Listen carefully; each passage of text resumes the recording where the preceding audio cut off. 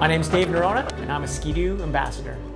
Yeah, I'm on this wicked trip with my buddy Theo Epp and our guide, Mr. Ray Mason.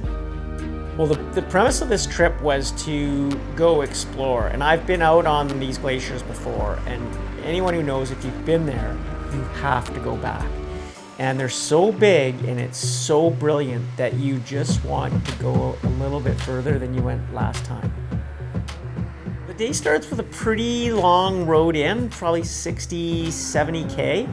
And you know, the beauty is around you, but you're at the base. You're basically almost sea level, and then you start to meander up through the tight trees and get through some of those gullies. This isn't a track there. You're making your tracks through the trees to get to zones, to link up these zones so you can get through the areas to arrive on the glacier.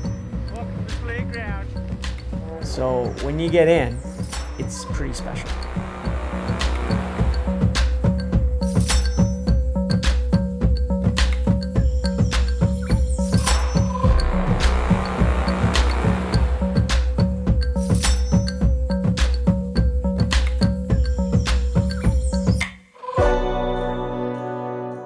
Well, one of the things with the Ski-Doo snowmobiles, and the turbo especially, is the reliability of the machine. You need that for when you visit these places because you are way out there. We're gonna sit up there on the rock on the right.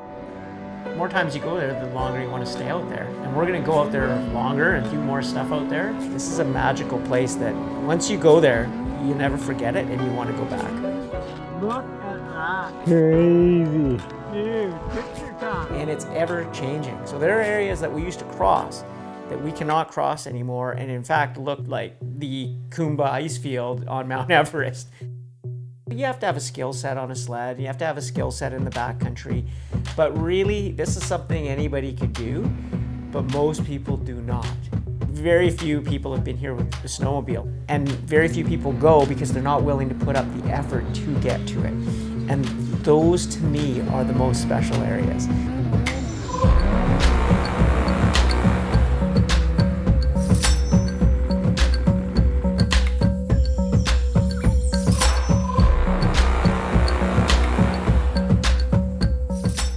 Welcome to my backyard, guys. Well, we can't really say where we're at because we are so far back we don't know, but it is endless.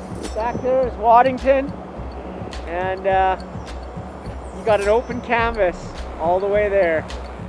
Look around 360 degrees and you don't see anything but mountains that go on forever. And that's what I love about Ski-Doo snowmobiles and where you can get to is like, you're out there. I don't know how far you can go, but we'd sure like to answer that question, and that's why we're gonna keep going back out there as long as I can. We gotta go up that. So there used to be a bridge across this pretty serious creek, and it never really seems to freeze over now, but they built a couple of Tyroleans over it. A Tyrolean is literally a steel cable that they've bolted into rock, so it's really stable. Oh, yeah. And then we just use zipline equipment to cross it. So sending over all the gear that we needed to get to the place we wanted to go, and then working yourself across. And we probably had over 500 pounds of gear, and we loaded it into a toboggan and dragged it for almost 2 kilometers.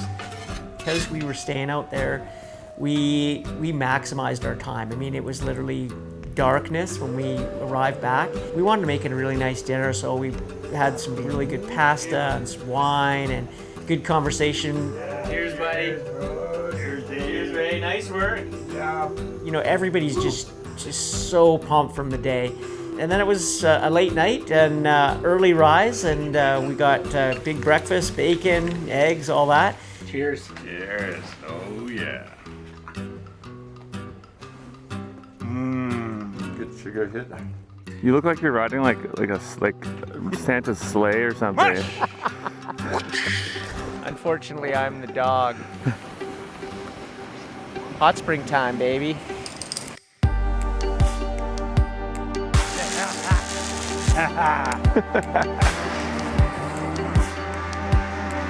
And this is the beauty of staying overnight. You get to really indulge in what's back there, and it's the coldest day in lower southern BC. Hot springs are always wicked, but they're even more wicked when it's like minus 38 out, and then you get into pretty much like almost boiling water. I wonder what everybody else is doing today. Woo-hoo! What life is all about, boys. Thanks, Ray. Here. Fucking cold that river is.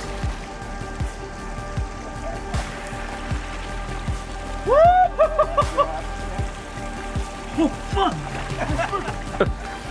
That's pretty cold. Everybody warm?